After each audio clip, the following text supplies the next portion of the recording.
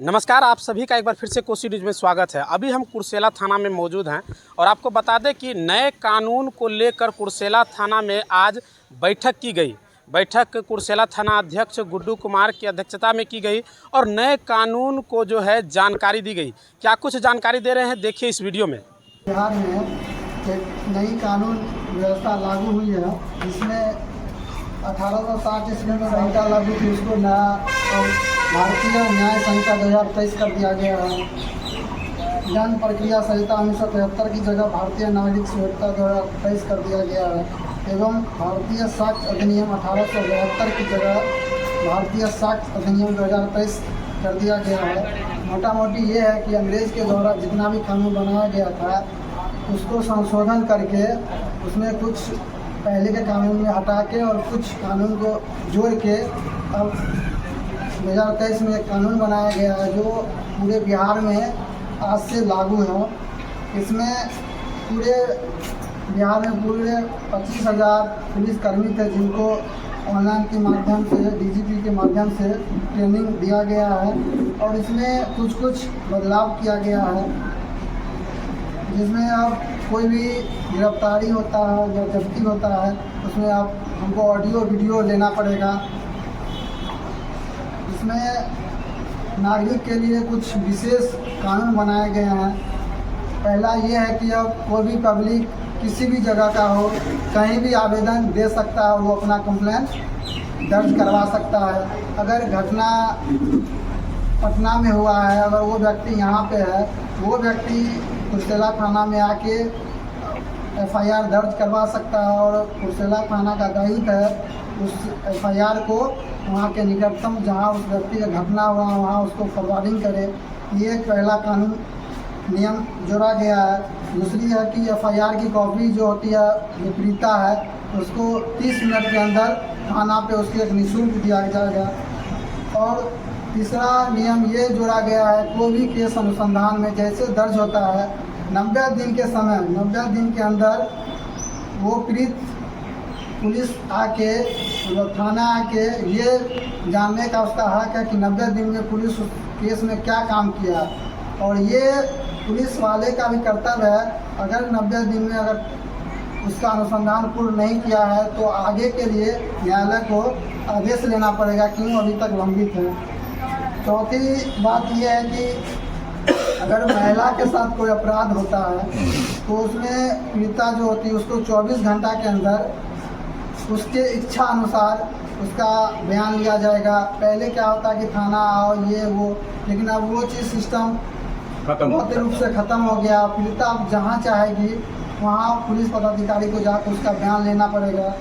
और जो भी मेडिकल होता था महिला का, पहले डॉक्टर मनमानी करता था, डॉक्टर को प्रतिबंधित कर दिया है तो उसको भी इंजरी अब 7 दिन के अंदर देना पड़ेगा। दूसरी है कि कोर्ट परिवार जो कोर्ट में कंप्लेन होता था उसमें अब न्यायालय को भी मांग कर दिया। पहले क्या होता था, कोर्ट में देता था उसका कॉपी नहीं मिलता था, अब उसको उसी समय न्यायालय को भी निःशुल्क देना पड़ेगा। और कोर्ट में गया ऑफलाइन सिस्टम होता तो नहीं मिलता था, पुलिस थाना आने में लेट होता था, अब उसको भी इलेक्ट्रॉनिक कर दिया है। जो भी सिस्टम होगा न्यायालय का वो सरकारी ईमेल पे भेज दिया जाएगा और उसका निष्पादन जल्द से जल्द होगा। जैसे बयान किसी का लेना होता था, अब जो भी होगा इलेक्ट्रॉनिक होगा। घटना कुछ और होता था, वादी अभी कुछ और बोला, गवाह कुछ और बोलता था, कल के डेट में पलट जाता था। और उस जागरूक करने के लिए अब उसका बयान जितना भी होगा ऑन वीडियोग्राफी होगा, जिससे कि कल के डेट में वो बदल नहीं पड़े। अब हमारे पास 2 महिला पदाधिकारी है, उनसे आग्रह करेंगे कि महिला और बच्चों के बारे में कुछ आप लोग को ब्रीफिंग करो। किया गया पहले महिलाओं से संबंधित जितना भी था वो बहुत जगह फैला हुआ था, इसको पहले तो एक जगह किया गया है, ठीक है। और टोटल 37 धारा है जो जोड़ा गया है इसमें महिलाओं का। उसमें मुख्य बात ये है कि महिला पहले, अब इसको जेंडर न्यूट्रल कर दिया गया। अब अपराध हो बच्चा जो भी हो, अगर वो लड़का भी है या लड़की भी है, ठीक है, या फिर वो ट्रांसजेंडर है, तीनों को इसमें जोड़ा गया है। और एज का जो है गैप, वो बारकोड पहले 12 साल 14 साल 16 साल था, अब टोटल बच्चा का मतलब 18 साल कर दिया गया है। और उसके साथ कोई भी अगर अपराध होता है 18 साल के अंदर बच्चे केस, अगर रेप का केस रहेगा तो उसमें आजीवन कारावास या मृत्युदंड का सजा है। नीचे का 10 साल का जो बार कोडिंग पहले था उसको समाप्त कर दिया गया है। चिकित्सक वाला सर ने कहा ही कि चिकित्सक को 7 दिन के अंदर रिपोर्ट देना होगा। महिला या बच्चों के से अपराध हुआ है तो उसको थाना आने की जरूरत नहीं है। बच्चा घर में चाहे अपने जिसके पास वो कंफर्टेबल है उसके पास आके वहाँ पुलिस पदाधिकारी पहुँचेंगे और उनका बयान लेंगे। ये हुआ चिकित्सक का बाउंडेशन हो गया कि 7 दिन में आपको रिपोर्ट देना है।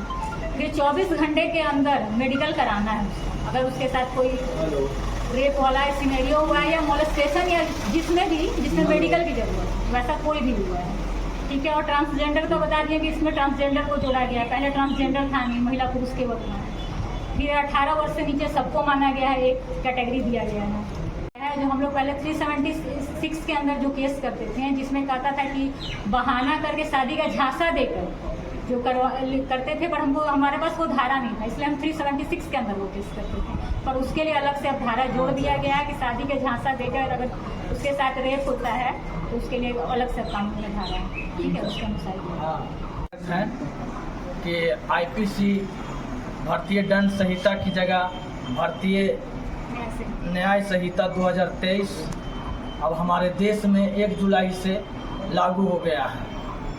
इसके लागू होने से मूल रूप से फोकस नागरिकों पर भी किया गया है, हम लोग पर भी किया गया है और न्यायालय पर भी किया गया है। हम लोग को भी समय सीमा 90 दिन के अंदर किसी के भी सुनवाई में उसको बताना है कि हम आपके केस में क्या काम किए हैं। न्यायालय को भी इसमें बाउंड डाउन किया कि 3 साल में आपको केस के बारे में दोषी या निर्दोष आपको सज़ा दिखा देना है। और जो भी नए धाराएं हैं और कुछ नए धाराएं जोड़े गए हैं और कुछ हटाए गए हैं। जैसे एफआईआर की कॉपी क्या होता था, पहले आप लोग आवेदन देते थे, आवेदन देने के बाद एफआईआर की कॉपी होने के बाद मिलता था। और आवेदन अब दीजिएगा, एफआईआर होगा, उसमें भी सिग्नेचर आपका मैंडेटरी है। और एफआईआर की कॉपी सिर्फ वादी को मिलेगा या उसके परिजन को मिलेगा। अगर काउंटर केस हुआ है तो सिर्फ अपनी कॉपी लेने का अधिकार आपको है। और इलेक्ट्रॉनिक साक्ष्य में आपका जो है जब्ती सूची जो हम लोग बनाएंगे वो आपको कैमरे के सिरे बनाएंगे, तलाशी लेंगे वो कैमरे के सिरे बनाएंगे कि कल हम लोग के ऊपर कोई ऐसा ब्लेम न करे कि हम लोग गलत तरीके से किसी को फंसाया है। और हमारे देश में जो एक कानून बना था 20 नवंबर को लोकसभा में, 21 नवंबर को राज्यसभा में और 25 नवंबर को राष्ट्रपति का मंजूरी मिल गया था कि ये पूरे देश में कानून लागू होगी, मगर 1 जुलाई से होगी। आज 1 जुलाई खुशी की बात है कि आज से पूरे बिहार में हमारे डीजीपी के निर्देश के अनुसार लागू किया जा रहा है। महिला अपराध की जब भी होगा तो उसमें महिला का बयान हम लोग के 24 घंटा के अंदर, माने जिस समय एफआईआर हम दर्ज करेंगे उसके 24 घंटा के अंदर उसका 164 का बयान न्यायालय में करवा देना होगा। पहले क्या करते थे, आवेदन उसकी माता दे दी और माता देने के बाद उसको लाती नहीं थी उस महिला की, इसलिए अब लाना होगा और लाने के बाद हमको 24 घंटा के बाद उसको करवाना होगा। और मेडिकल जांच की स्थिति में सबसे शिथिलता बरती जा रही थी कि मेडिकल जांच का रिपोर्ट मिलता नहीं था समय पर, हमारा केस क्या रहता था, लंबित रहता था। उस लंबित प्रक्रिया को हमारे चिकित्सा पदाधिकारी महोदय को भी बाउंड डाउन किया है कि 7 दिन के अंदर आप अपनी रिपोर्ट दे दें ताकि केस में अग्तर कार्रवाई की जा सके। अभियोजन पक्ष जो केस लड़ने वाले हैं तो नागरिक को खुद कानूनी अपने से भी लड़ सकते हैं और अपना आप उसके बदले कोई और भी लड़ सकते हैं, उसका भी अधिकार दिया है। और मुआवजा का अधिकार जो था पहले कुछ ही लोगों तक सीमित था और अब सभी लोगों को कर दिया है। जो भी लोग जैसे धारा 396-97 में पीड़ित होगा वो सभी लोगों का मुआवजा का प्रावधान मिलेगा।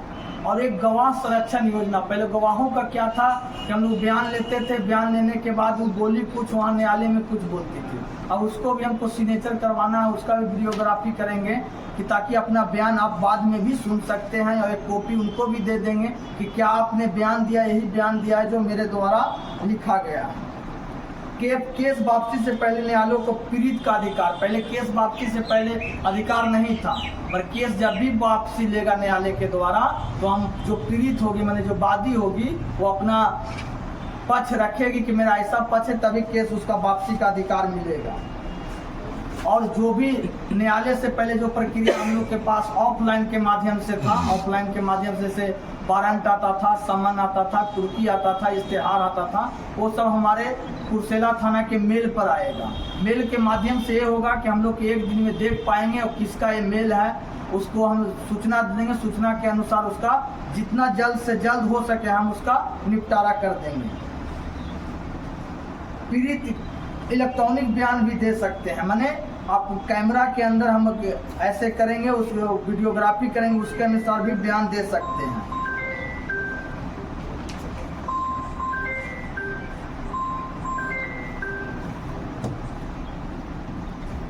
बीएनएस में 45 धाराओं को न्याय को देखते हुए जोड़ा गया है, जिसमें त्वरित न्याय हो सकते थे। जैसे पहले कहते थे कि ये ट्रायल में केस है, तेजी से निष्पादन, उसके लिए एक अलग से आदेश लेना पड़ता था। मतलब ऐसा प्रावधान होगा कि लगभग हर केसों को 3 साल में समाप्त कर देना है, चाहे वहाँ दोषी पहुँचे चाहे नहीं पहुँचे, डायरेक्ट उसमें सजा और निर्दोष उसको सुना दिया जाएगा।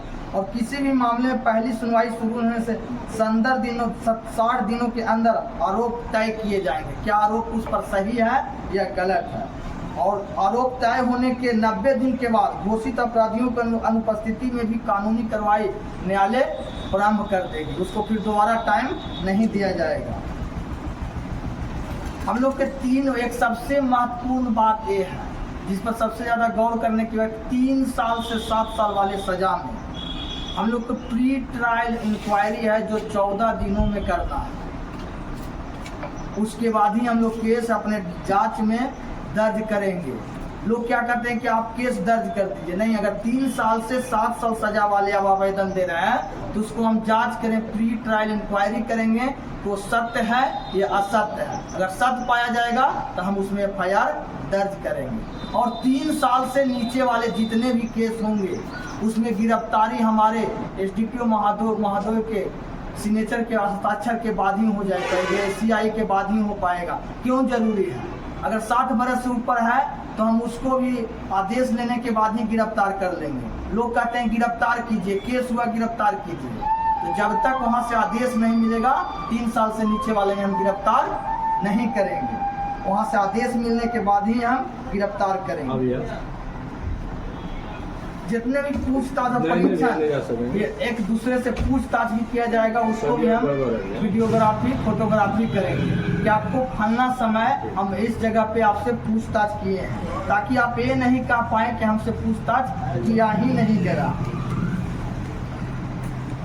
हम लोग को गिरफ्तारी जब्ती तलाशी जितना भी है उसमें जवाबदेही बढ़ाने के लिए 20 धाराएं नागरिक के लिए जोड़ा गया है कि पुलिस के भी प्रति जवाबदेह हो। पुलिस अपना जवाब पेश करे कि इस काम को क्यों देर से किया गया, इसका कारण स्पष्ट लिखे।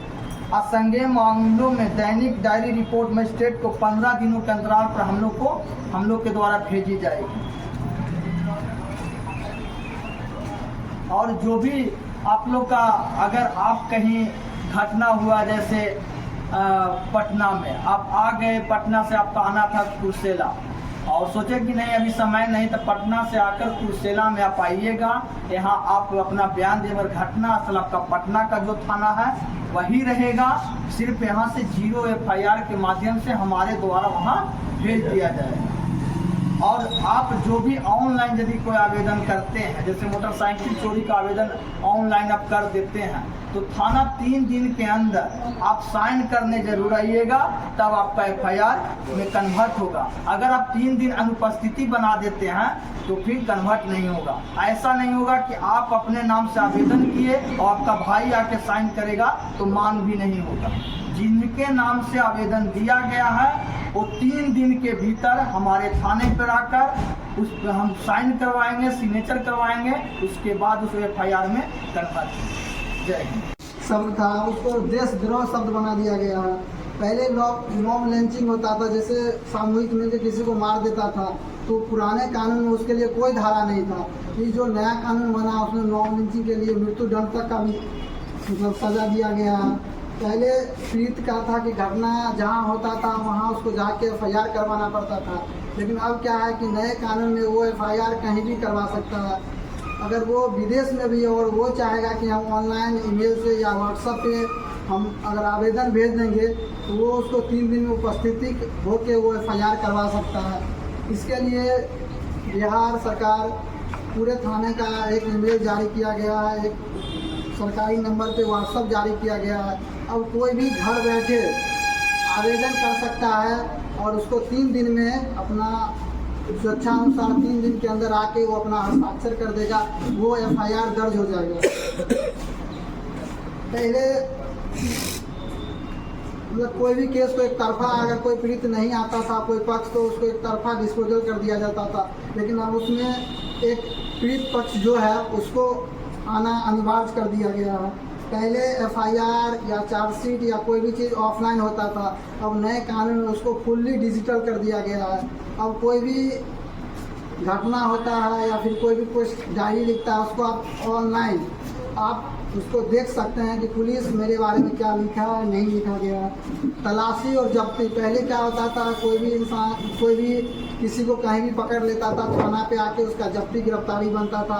अब क्या है कि घटना स्थल पे ऑडियो और वीडियो के साथ बनाया जाएगा, उसमें उसके सामने उसका जब्ती बनाया जाएगा, उसमें उसका हस्ताक्षर लिया जाएगा, उसको एक कॉपी दिया जाएगा। वो सब कुछ अब ऑडियो विथ वीडियो के साथ उसको करवाना पड़ेगा और उसकी कॉपी न्यायालय को 48 घंटा के अंदर देना है, उस कैसेट का या पेन ड्राइव का। इससे ये चीज़ होगा कि कल के डेट में अगर कोई पक्ष नहीं पहुंच पाता है फिर भी कानून उसको सजा दे दिएगा, क्योंकि वो उसका फिर ठोस सबूत मिलेगा। पहले अब क्या है कि जैसे 3 साल से 7 साल से नीचे जो भी है उसमें 14 दिन के अंदर जांच करना है और 14 दिन के अंदर ये लगता है कि नहीं घटना में इसमें कि इसको सजा केस करना है तो 14 दिन के अंदर उसको केस करना है। अगर जिस कांड में 7 साल से ऊपर की सजा, जैसे मारपीट हुआ, कपार फोड़ मतलब सर फोड़ दिया, उस स्थिति में आप फॉरेंसिक टीम को बुलाना पड़ेगा। जैसे 7 साल से ज़्यादा जिसमें हम 307 सेक्शन लगाते हैं उसके लिए एक प्रतिवेदन यहाँ से लिख के देंगे फॉरेंसिक टीम को। फॉरेंसिक टीम आएगी और उसका जांच पड़ताल करेगा कि उसमें क्या मैटर है और क्या नहीं है।